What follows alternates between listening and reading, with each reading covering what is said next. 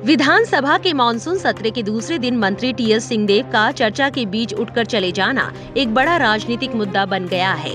शून्यकाल में गृह मंत्री ताम्रध्वज साहू इस मामले में वक्तव्य देने खड़े हुए। उन्होंने एफआईआर की कॉपी पढ़कर सुना दी। इस बीच अचानक स्वास्थ्य मंत्री टीएस सिंहदेव उठ खड़े हुए। उन्होंने कहा कि मेरे और मेरे चरित्र के बारे में यहाँ सभी जानते हैं। मेरे माता पिता के व्यवहार और चरित्र से सभी परिचित है। उसके बाद भी उन पर ऐसे आरोप लगाए जा रहे हैं। शासन की ओर से जब तक उन पर लगे आरोपों के बारे में कोई स्पष्ट जवाब नहीं आ जाता, उनका इस पवित्र सदन में रहना उचित नहीं है। सुनिए। बतौर बात हम लोग के समक्ष रहने तक हुई और उसके बाद में ये बयान सीमित रूप से आना, मैं नहीं समझता कि मेरी स्थिति अब ऐसी है कि तब तक मैं इस सदन में उपस्थित हूँ जब तक इस स्थिति का शासन की तरफ से स्पष्ट जवाब न आए। तो मैं आपसे इजाजत लेके तब तक के लिए, जब तक कि इसमें शासन की तरफ से मेरे संदर्भ में स्पष्ट जवाब नहीं आता, मैं इस सदन के, इस पवित्र प्रजातंत्र की सदन की कार्रवाई में सम्मिलित होने के लिए अपने आप को योग्य नहीं समझता। क्या इसके बाद विपक्ष को मानो एक और मुद्दा मिल गया। विपक्ष के नेताओं ने मामले में सीधे सीधे सरकार को घेरना शुरू कर दिया। नेता प्रतिपक्ष धर्मलाल कौशिक ने कहा कि इस घटना के बाद आज जो स्वरूप दिखाई दिया है, विधानसभा में सत्ता पक्ष के कद्दावर मंत्री का सरकार से स्पष्टीकरण मांगते हुए वॉकआउट कर देना हिंदुस्तान की पहली घटना होगी। कौशिक ने कहा कि अगर मंत्री को ही सरकार पर भरोसा नहीं है, जो आम जनता को क्या भरोसा होगा। घटित होने के बाद में आज उसका जो स्वरूप आपके सामने दिखाई दिया है कि पूरे हिंदुस्तान में शायद ये पहली घटना होगी कि चलते हुए विधानसभा में सत्ता पक्ष जो कदावर मंत्री है वो सरकार के ऊपर स्पष्टीकरण, मेरी स्थिति स्पष्ट करे। इस बात को लेकर के यदि मंत्री उठ करके चला जाए और ये कहे कि जब तक सरकार मेरी स्थिति स्पष्ट न करे मैं इस कार्यवाही में भाग नहीं लूंगा, सदन के आसंदी में विराजमान है और उस बीच के उठ करके चले जाना बड़ी घटना है। यदि उनको इस सरकार के ऊपर विश्वास नहीं है तो छत्तीसगढ़ के लोगों का कैसे विश्वास होगा। बहुत दिनों से ये पहली, अभी आज जो सामने दिखाई दिया है एक दिन की घटना नहीं है, ये काफ़ी दिनों से इस प्रकार से चल रही थी। कांग्रेस के अंदर में सुगबुगाहट हो रही थी और कल के बाद में आज जो स्थिति सामने आई है, निश्चित रूप से इस सरकार को बने रहने का एक मिनट भी अधिकार नहीं है। इन्होंने जब अपने मंत्री का विश्वास खो दिया तो छत्तीसगढ़ के जनता का विश्वास कैसे इनके ऊपर रहेगी।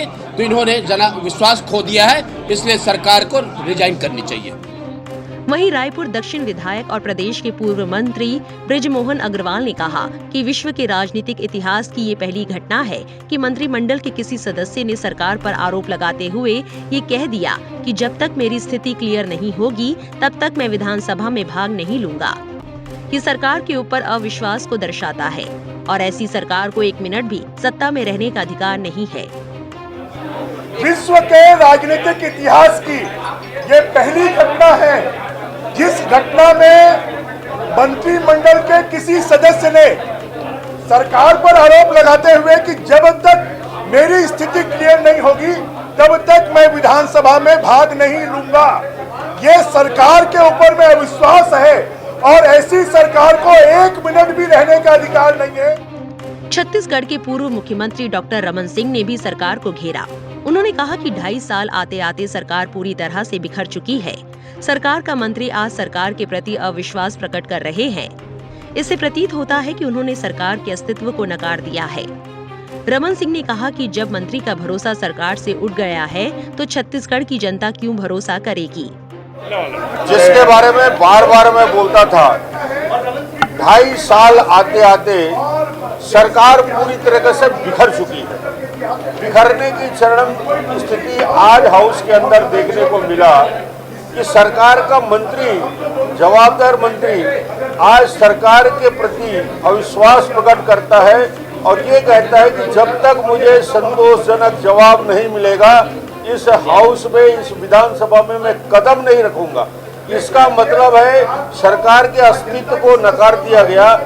जब मंत्री का भरोसा सरकार से उठ गया है तो छत्तीसगढ़ के 2.70 करोड़ जनता क्यों भरोसा करेगी।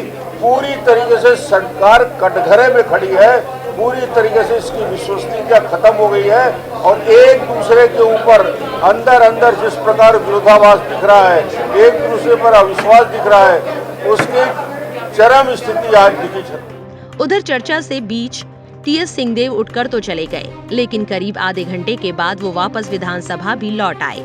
विधानसभा पहुंचने के बाद मुख्यमंत्री के चैम्बर में मंत्रियों की बैठक हुई, लेकिन सीएम भूपेश बघेल इस मसले को नहीं निपटा सके हैं। लिहाजा अब ये पूरा मामला दिल्ली जाने के लिए तैयार दिख रहा है। अब देखने वाली बात होगी कि मामला कब तक ठंडा होता है।